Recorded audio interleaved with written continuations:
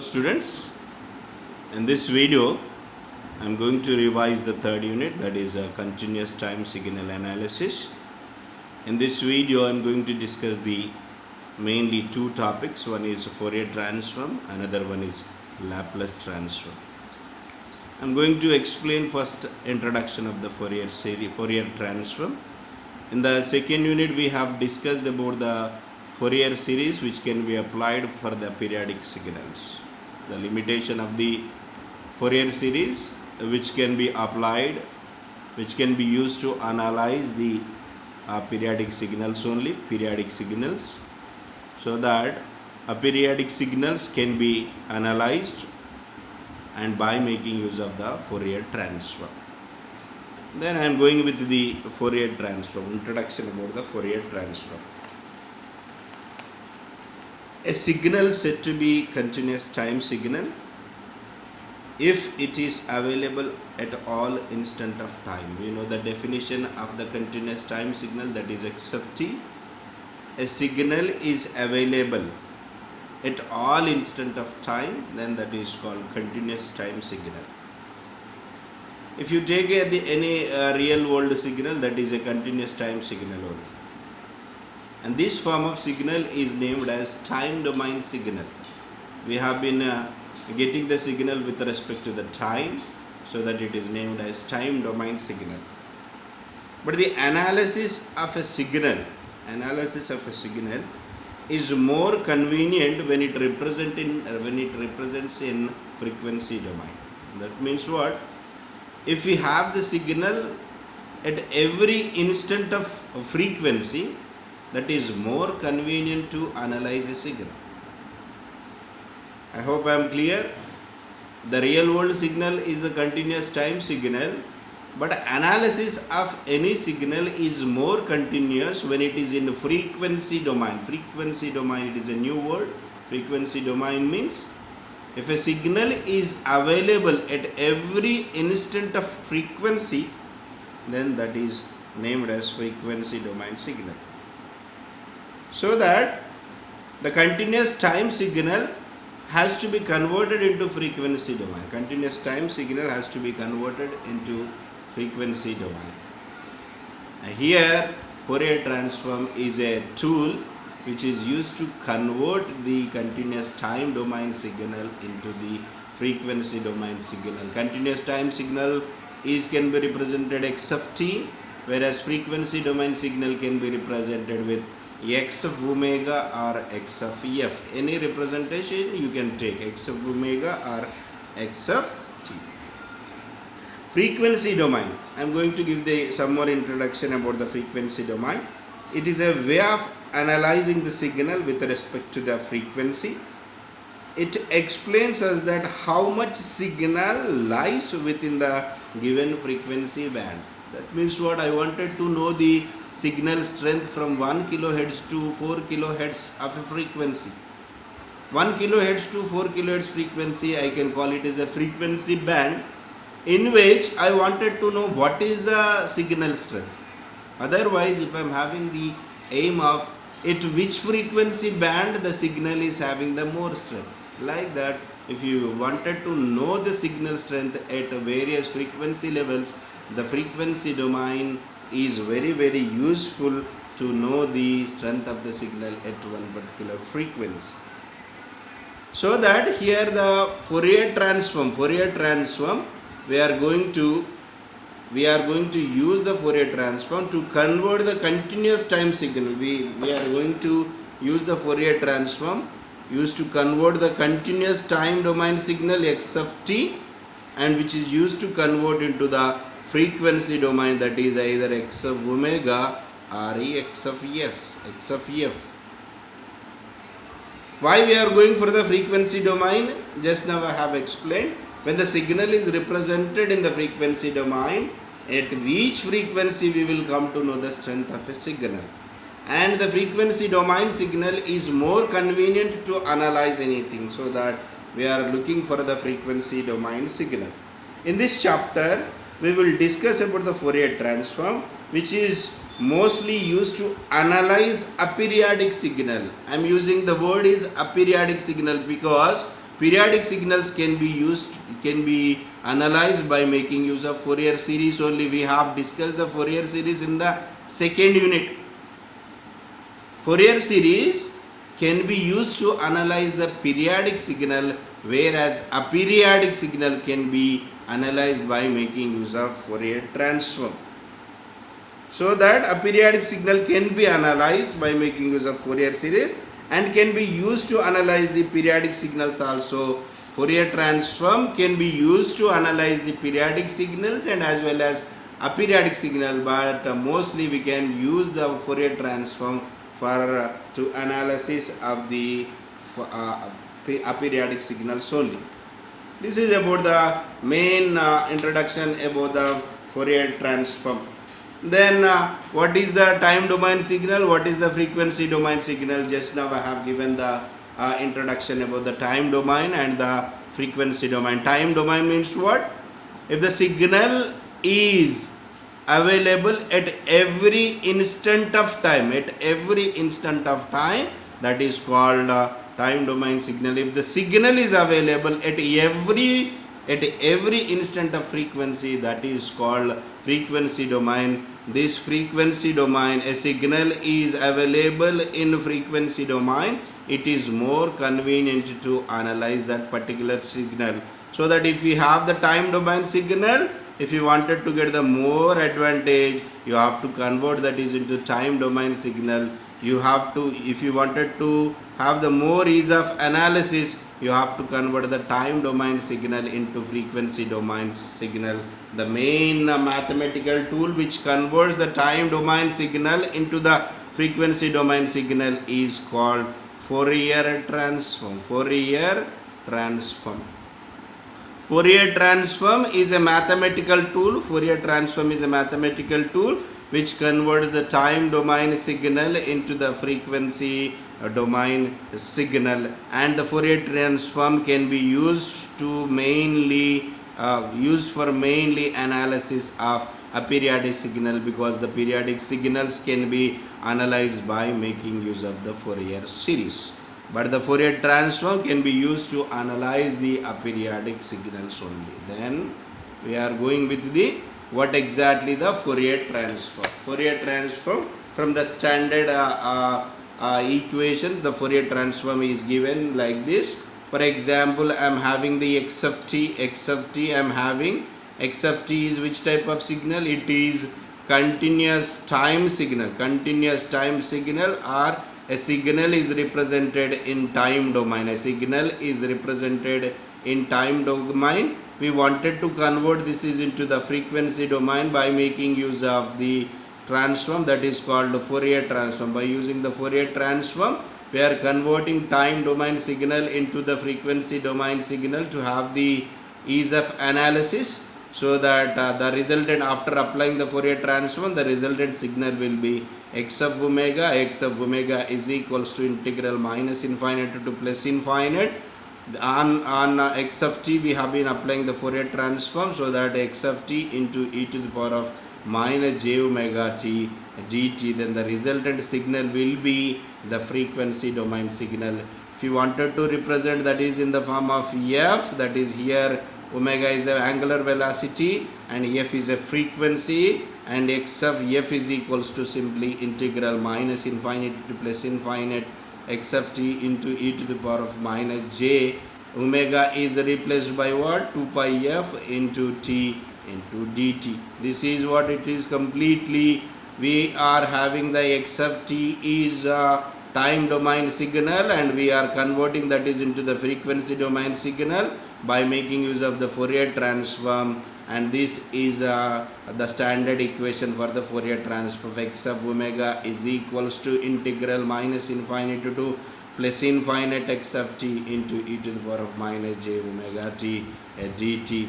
If you are having the frequency domain signal, and if you wanted to go with the time domain signal, if you wanted to get the time domain signal from the frequency domain signal, inverse manner we must go, and the resultant process is named as inverse Fourier transform. It is called inverse Fourier transform. We are having the frequency domain signal, we are having the frequency domain signal. We wanted to know what its time domain signal, so that x of t is equals to 1 by 2 pi integral minus infinite to plus infinite. X of omega is a frequency domain signal into e to the power of j omega t d omega. In frequency f also, you can go with the standard formula x of t we have been getting from x of f, so that x of t is equals to integral minus infinite to plus infinite x of f into e to the power of j 2 pi f t into df. These are the standard equations from the Fourier transform and as well as inverse Fourier transform. Fourier transform and the inverse Fourier transform can be represented with the Fourier transform pair. This is called Fourier transform pair. This is called Fourier transform standard pair. Fourier transform standard pair. That means what? I am having the x of t, it is a time domain signal on which we have been applying the Fourier transform, so that the resultant signal will be the frequency domain signal, that can be x of omega or x of f. Or if you are having the x of omega is a frequency domain signal on which we have been applying the inverse Fourier transform, so that you can get the time domain signal. This complete thing can be represented with the standard pair of the Fourier transform. This describes the Fourier transform as well as inverse Fourier transform. Then the existence of the Fourier transform, that is called Dirichlet condition. Existence of the Fourier transform can be asked for 2 or 3 marks. This is very important in the examination point of view. That is what? For which signals the Fourier transform can be existed. For which type of signals the Fourier transform can be existed. This is actually, there are 3 conditions in which the 2 conditions are very important. 2 conditions are very important.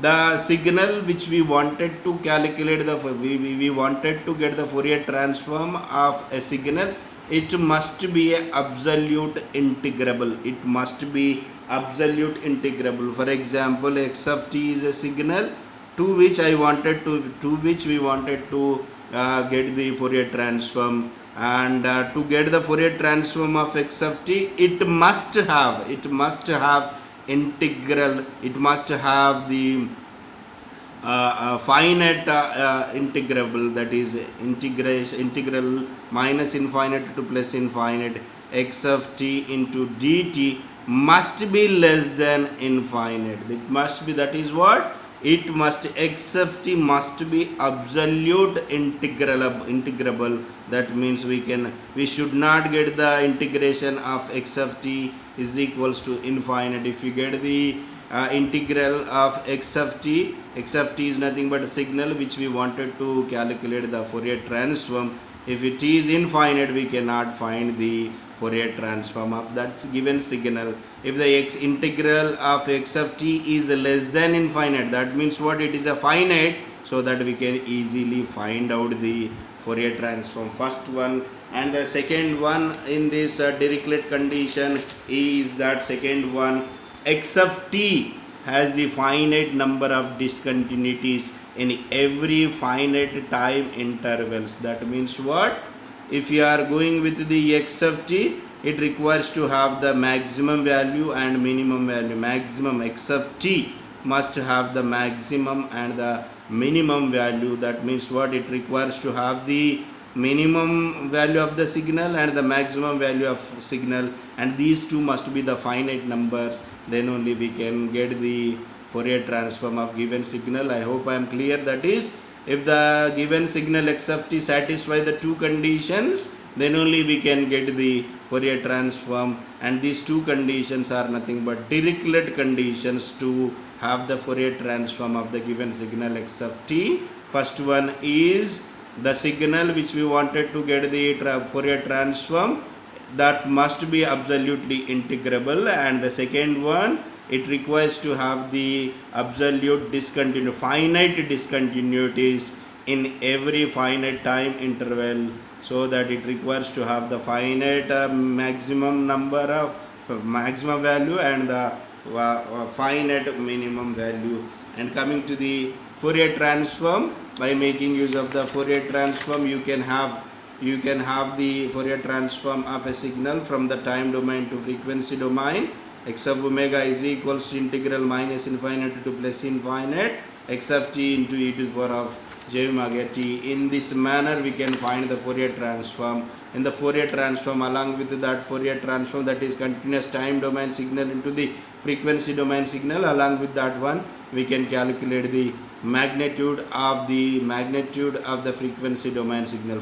Magnitude of the frequency domain signal, after it is converted into the frequency domain, what is the magnitude of that signal is given by x of omega is equals to integral x of omega modulus of x of omega is equals to under root of xr square of omega plus xi square of omega. This is nothing but, in the x of omega the real part is nothing but xr and the imaginary part is nothing but xi, and under root of xr square of omega plus xi square of omega is nothing but magnitude, and the phase angle of x of omega to from the x of t, that is given by angle of x of omega is equals to tan inverse of xi of omega by xr of omega. This is nothing but magnitude and phase of a signal, phase of a signal. So that in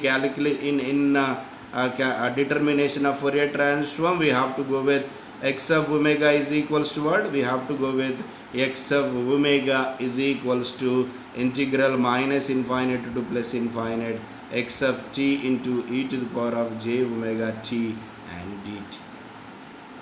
And again we have to calculate the magnitude and we have to calculate the phase angle. This is minus j omega t, and we have to go with the inverse Fourier transform is this one. Like this you can go with the Fourier transform of any signal. Coming to the next one is very very important, that is properties of Fourier transform.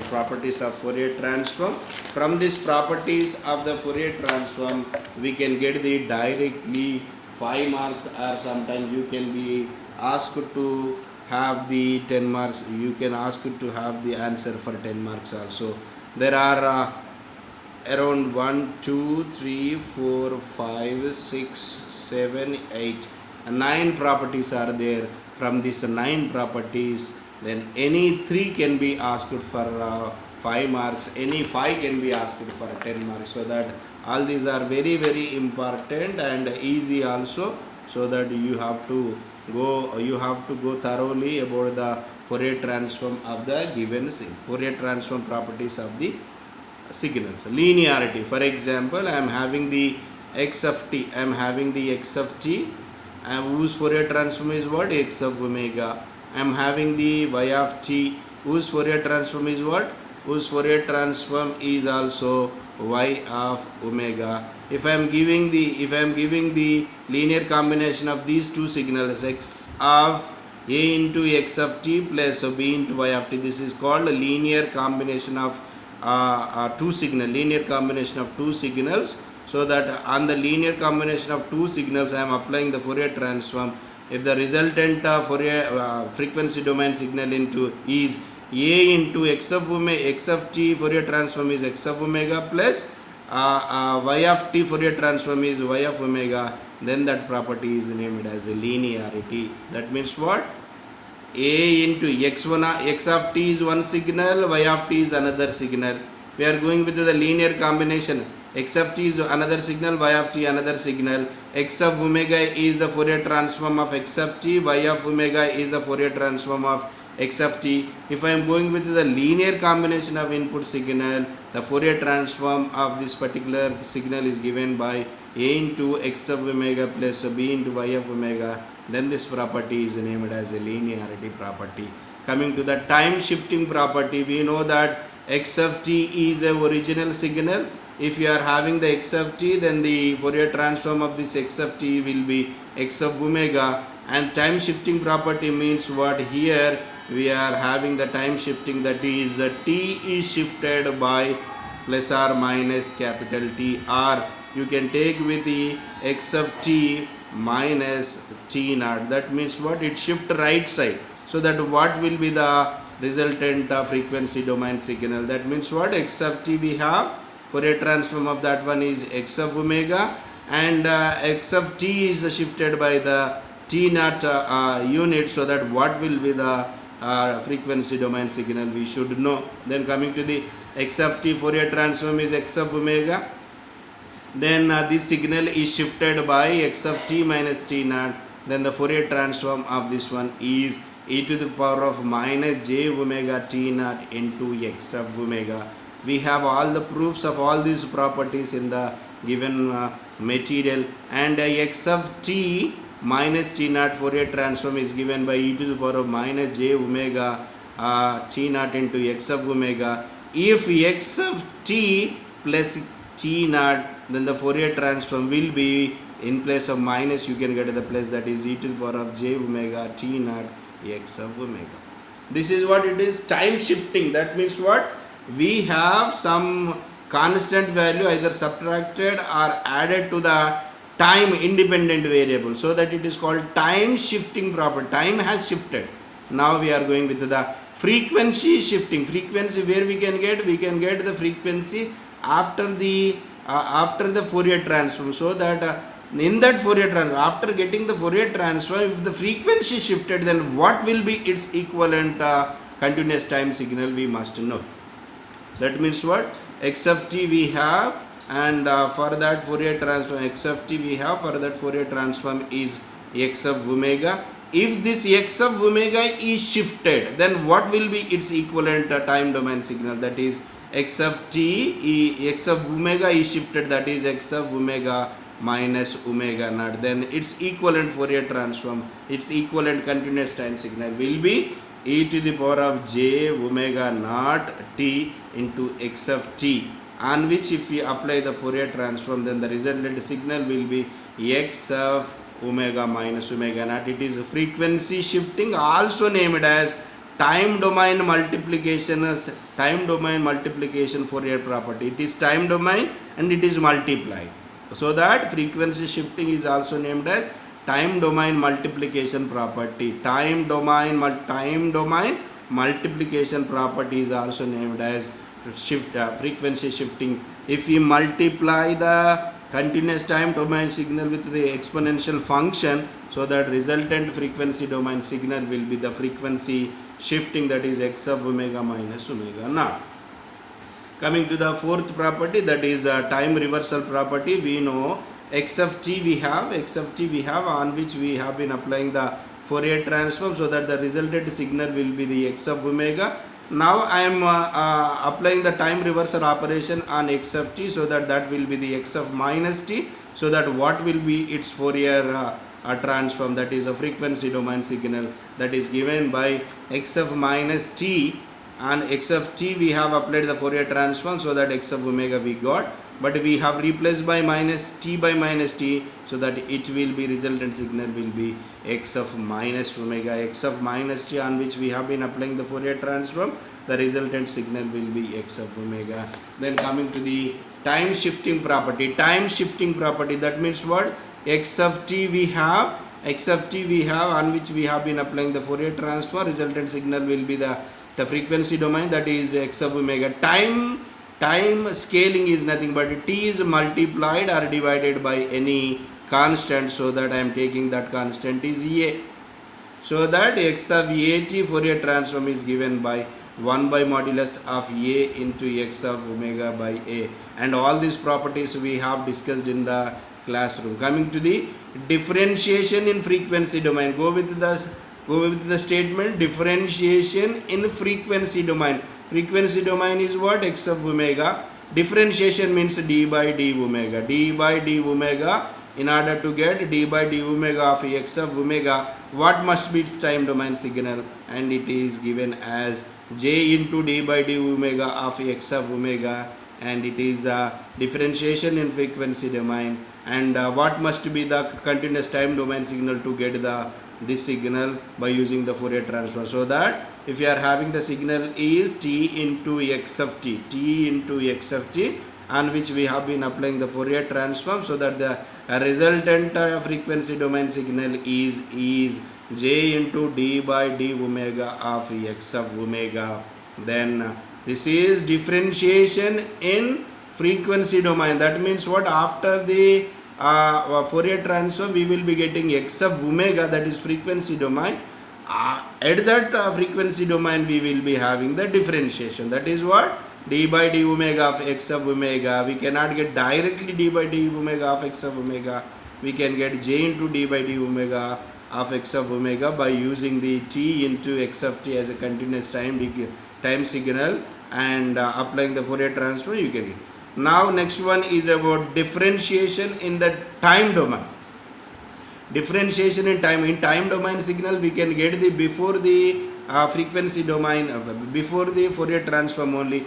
This is a continuous time time domain signal is what? X of t, on which we have been applying the Fourier transform, and the resultant signal will be x of omega. In x of t, differentiation in time domain, that is d by dt of x of t, then what will be its frequency domain signal? That is j omega into x of omega, j omega into x of omega. Then that is next one is about time integration property. Time integration property, integral minus infinity to t x of tau d tau. Tau is a component and it is a Fourier transform we have applied. Then we can get the frequency domain signal is 1 by j omega x of omega. From this 8 Fourier transform, any 5 can be asked for 10 marks, or any 3 can be asked for the 5 marks. So that these Fourier transforms are very important. Coming to the some theorems which are there in the Fourier transform, and that theorems I am going to give the small introduction and a small conclusion about this one.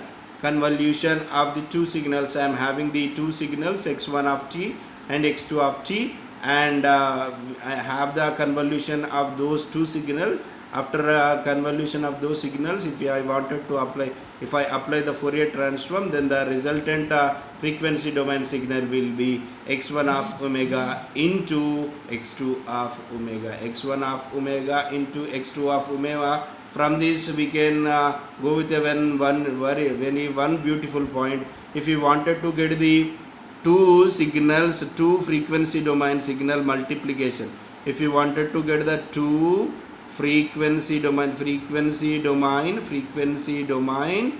signals multiplication, you have to go with the Fourier transform of the convolution, Fourier transform of convolution of two continuous time domain signal. This is nothing but what? x1 of t is a time domain signal, x2 of t is a time domain signal. x1 of t convolution, x2 of t, star is representing the convolution, this star is representing the convolution. x1 of t convolution with the x2 of t. If you are applying the Fourier transform, the resultant will be the multiplication or product of two frequency domain signal. To get the product of two frequency domain signals, you have to apply the Fourier. We have to apply the Fourier transform on the convolution of two continuous time domain signals. This is frequency domain signals, frequency convolution. Now we are going with the frequency. This is what it is. Time convolution, time domain convolution. x1 of t in convolution is with the x2 of t, so that we are getting this one. Now here frequency convolution, that means what? x1 of t convolution is with the x2 of t, star has to come here. That means what? I am going with x1 of omega in convolution with the x2 of omega. That means what? We are going with the convolution of the frequency domain signal, convolution of frequency domain. Then what must be the time domain signals? This will be simply x1 of t into x2 of t. That means what? If you are having the two continuous time domain signals, and we are having the product of those two signals on which we have been applying the Fourier transform, so that resultant frequency domain signal is 1 by 2 pi of convolution of those two frequency domain signal. Then next one is duality or symmetry property. Duality or symmetry property. if you are having the x of t duality, if you are having the x of t, small x of t, on which we have been applying the Fourier transform, then the resultant signal will be x of omega. Then I am going with the reverse manner, x of t, that means what, whatever the notation we are using to represent the frequency domain, we are taking the other side, that is a dual part, we are taking x of t and capital X of t, on which we have been applying the Fourier transform, so that here it is capital X, so that I can get this is small x and this is 2 pi small x of minus omega, and this is named as duality or symmetry property. And coming to the Parseval's theorem, this is very important for the 5 mark, directly asked for 5 mark Parseval's theorem. That means what, I am having the x1 of t, x1 of t one signal, I am having the x2 of t is another signal, but I am not taking the x2 of t directly, I am taking the complex conjugative at x2 of t, integral minus infinite to plus infinite, x1 of t is remain same, in place of x2 of t what we are taking, conjugate of x2 of t, x2 of t, conjugate of x2 of t is represented like this. And if you are going with the integration of these two signals as a product, then that will be is equals to 1 by 2 pi integral minus infinite to plus infinite. This is, we know that it is the frequency domain signal of x1 of t, that is x1 of omega. This is nothing but what it is, complex conjugate of x2 of t, and so that at the right hand side in the frequency domain also we are getting the conjugate, complex conjugative of x of omega only, x2 of omega only.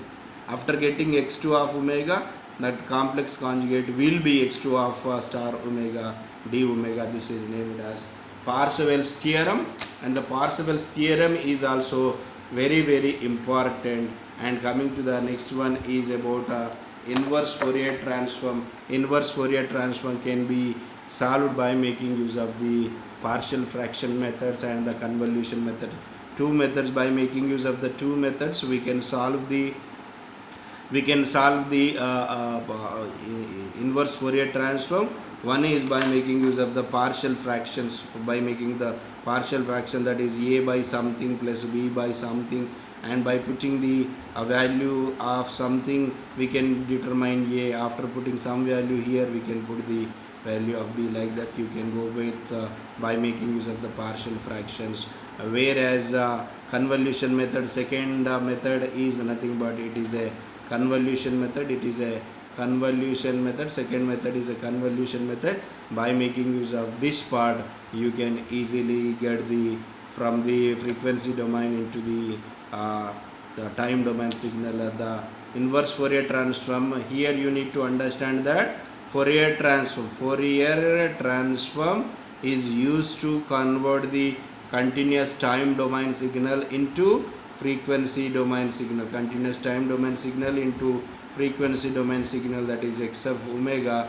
Whereas inverse Fourier transform will be convert the continuous time domain frequency domain signal into the time domain signal x of t. That means what, we will be having the signal in this process, we will be having the signal in the form of omega or in the form of ef.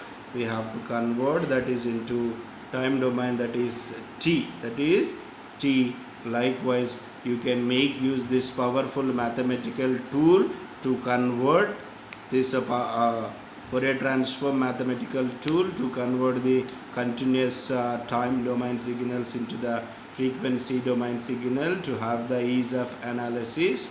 Whenever the signal is represented in frequency domain, we can have the very ease of analysis from that signal. So that with this first part of the third unit is completed. In the coming video I am going to explain about the Laplace transform. Thank you.